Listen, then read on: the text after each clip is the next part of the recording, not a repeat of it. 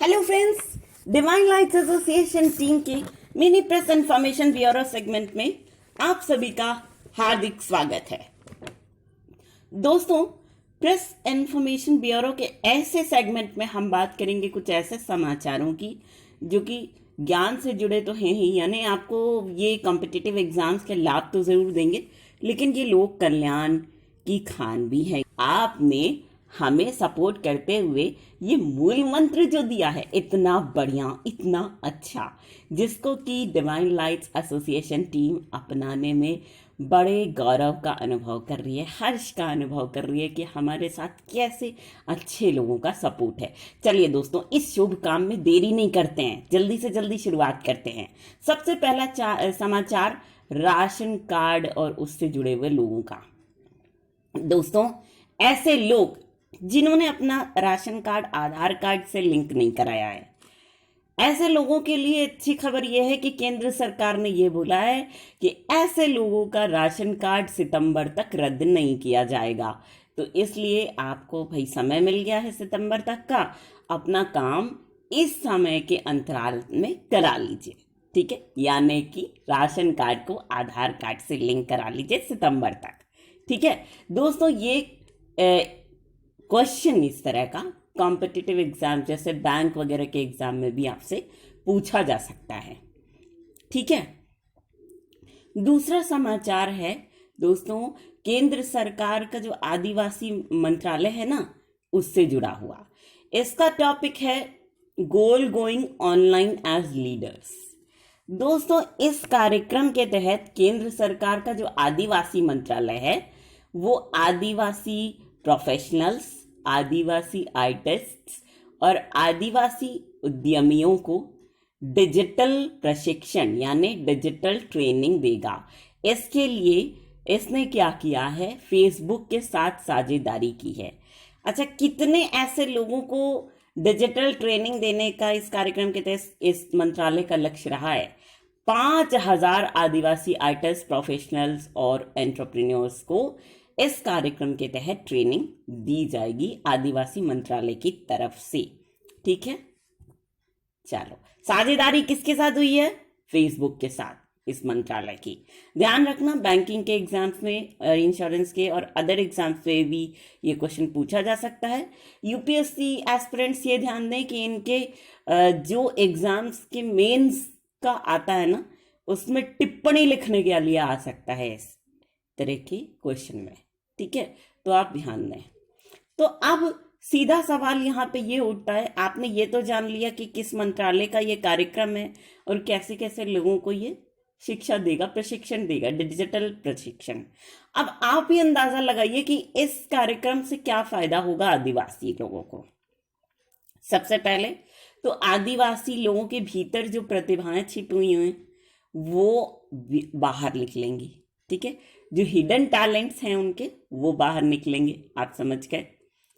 अब अगला फायदा ये है कि जो नए नए व्यापार के तरीके हैं, मार्केटिंग करने के तरीके हैं, वो आदिवासी लोग बहुत आसानी से सीख पाएंगे इस प्रशिक्षण के जरिए, ठीक है, इस कार्यक्रम के जरिए। तीसरा ये हो सकता है कि राष्ट्र के नवनिर्माण में जिस तरह गैर आदिवासी अपनी भागीदारी सुनिश्चित कर रहे हैं, उस तरीके से आदिवासी लोग भी अपनी भागीदारी सुनिश्चित कर पाएंगे। चौथा है, गैर आदिवासी और आदिवासी लोगों में बेहतर सामंजस्य स्थापित हो सकेगा इस कार्यक्रम के जरिए। पांचवी बात यह है कि भाई ऐसे आदिवासी प्रोफेशनल्स जो कि आदिवासी संस्कृति, आदिवासी कला, मधुमक्खियों के रख रखाव, बागवानी, जड़ी बूटी बनाने इत्यादि कलाओं में निपुण हैं, ऐसे आदिवासी प्रोफेशनल्स ऐसे लोगों को शिक्षा दे सकते हैं जिनको कि इस प्रकार के विषयों में रुचि है, ठीक है। ये आप याद रख सकते हैं। और एक काम और हो सकता है इस कार्यक्रम के जरिए कि आदिवासी लोग राष्ट्रीय और अंतर्राष्ट्रीय सभी प्रकार के बाजारों से जुड़ सकते हैं, ठीक है। चलिए, ये आप समझ गए, ये समाचार पूरी तरह से आपको क्लियर है। अब लिख लेंगे इस पे टिप्पणी, और इससे रिलेटेड जो भी क्वेश्चन आएगा आप जवाब दे सकते हैं उसका। चलिए, अब भाई एक और समाचार है, बड़ा वैसा समाचार है लेकिन दुखद भी है, लोक कल्याण की दृष्टि से इम्पोर्टेंट भी है, अगर आप कोई कंपनी वगैरह चलाते हैं तो उस दृष्टि से। देखिए हुआ क्या है कि गूगल ने भारत के विश्वास को चुनौती दी और इसकी जांच की गई है भारतीय प्रतिस्पर्धा आयोग यानी कंपटीशन कमीशन ऑफ इंडिया के द्वारा। ठीक है, गूगल ने भारत के विश्वास को चुनौती दी। भारत ये विश्वास करता था कि गूगल बहुत अच्छी कंपनी है, बहुत अच्छी तरीके से भारत में काम करेगी वगैरह वगैरह, लेकिन गूगल ने क्या किया है, आप सभी जानते हैं कि भारत में डिफरेंट डिफरेंट टाइप्स के ऐप्स यूज़ किए जाते हैं पेमेंट के लिए, जैसे भीम हुआ है ना, भारत इंटरफेस फॉर मनी, याद है? ओके, जैसे फोन पे हुआ, पेटीएम हुआ, और भी कोई ऐप्स हो सकते हैं जिनकी जानकारी हो सकता है हमको भी ना हो। ठीक है, चलो डिफरेंट डिफरेंट ऐप्स हो सकते हैं जो भारत में यूज़ किए जाते हैं, आप लोग सभी यूज़ करते हैं।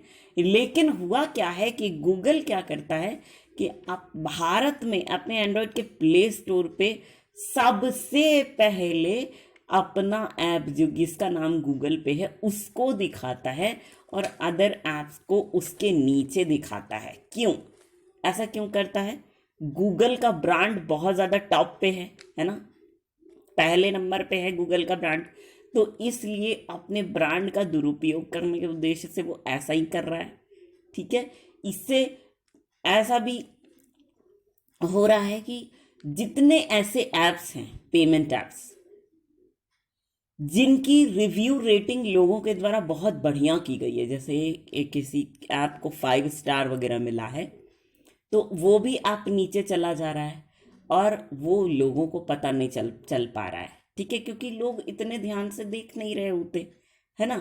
तो जब लोगों को उस ऐप के बारे में पता नहीं चल पा रहा है जिसकी रेटिंग 5 है लोगों के द्वारा की गई है, तो अब सोचिए आपकी उस कंपनी को कैसे फायदा मिलेगा कंज्यूमर्स बढ़ाने में, बताइए। ना ही कंज्यूमर्स को उस कंपनी का फायदा मिल सकता है जल्दी, जब तक वो जाने ना ही उस कंपनी को फायदा मिल सकता है कंज्यूमर्स को बढ़ाने में। तो ये गलत हुआ कि नहीं, अन्याय हुआ कि नहीं कंपनी के साथ? कोई भारतीय कंपनी हो सकती है, इसलिए भारत की संस्था यानी कंपटीशन कमीशन ऑफ इंडिया आगे आई है इस मामले में।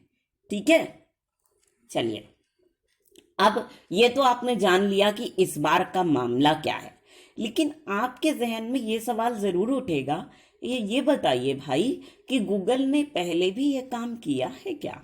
हाँ भाई, किया है। देखो ऐसा हुआ है कि 2018 में गूगल ने सर्च बायस किया था।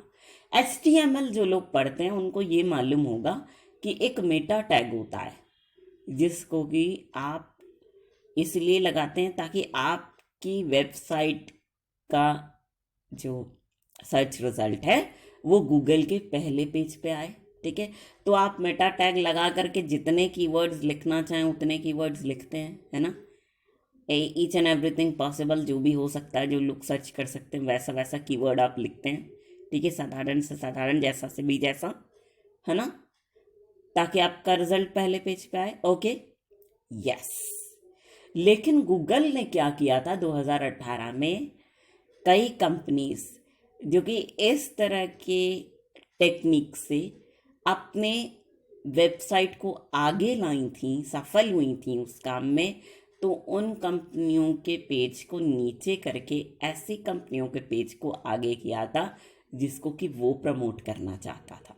तो भाई ये तो सर्च बायस हुआ ना, ये गूगल का पक्षपात हुआ ना, जिसके लिए $21,000 का गूगल पे जुर्माना लगाया था CCI ने, यानी कंपटीशन कमीशन ऑफ इंडिया ने। ठीक है, ये 2018 की बात है, यानी 2018 की बात है। अब 2019 में चलते हैं। 2019 की कहानी ये है, इसको हम थोड़ा एग्जाम्पल से समझाते हैं आपको। जैसे मान लीजिए मेरी कंपनी है माइक्रोमैक्स, ठीक है, और अदर कंपनीज तो आप जानते ही हैं।